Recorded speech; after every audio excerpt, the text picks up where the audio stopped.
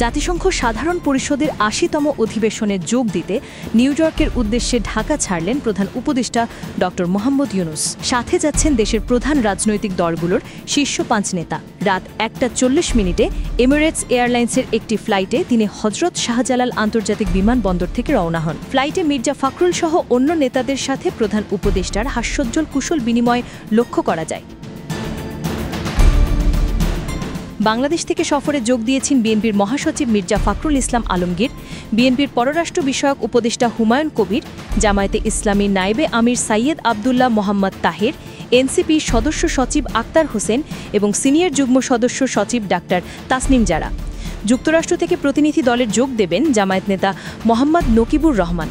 ফলে দেশ বিদেশ মিলিয়ে মোট ৬ রাজনৈতিক নেতা প্রধান উপদেষ্টার সফর সঙ্গী হিসেবে থাকছেন।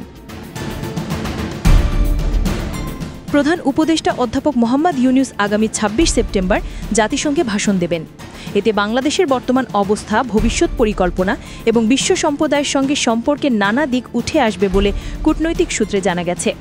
জাতিসংঘ সাধারণ পরিষদে অংশগ্রহণের মধ্য দিয়ে বাংলাদেশ এবার আন্তর্জাতিক অঙ্গনে গুরুত্বপূর্ণ উপস্থিতি জানাবে বলে আশা করা হচ্ছে।